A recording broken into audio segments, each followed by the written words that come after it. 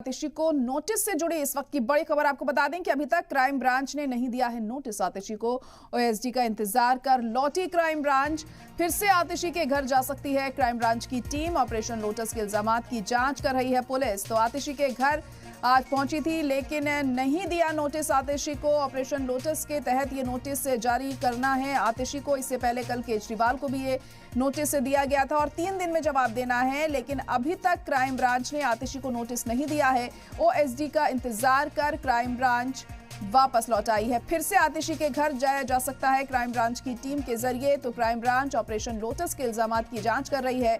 इससे पहले अरविंद केजरीवाल को कल नोटिस दिया गया था इस मामले में और 3 दिन के अंदर जवाब देना होगा अरविंद केजरीवाल को। और अब देखिए कब तक आतिशी तक नोटिस ये पहुंचता है, क्योंकि जब क्राइम ब्रांच की टीम आतिशी के घर पहुंची तो ओएसडी का इंतजार करके क्राइम ब्रांच की टीम वापस लौट आई और आतिशी तक ये नोटिस नहीं गया। और अब एक बार फिर से आतिशी के घर क्राइम ब्रांच की टीम जा सकती है। इस मामले की जांच को आगे बढ़ाया जा सकता है।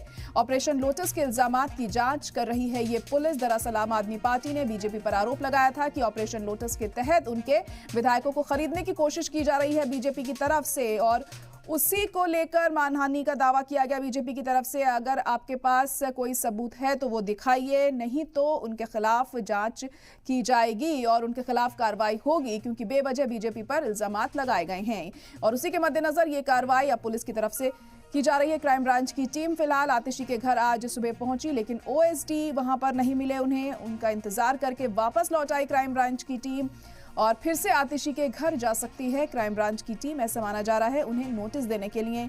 ऑपरेशन लोटस के इल्जामात की जांच कर रही है पुलिस और उसी के मद्देनजर ये नोटिस आतिशी को दिया जाएगा।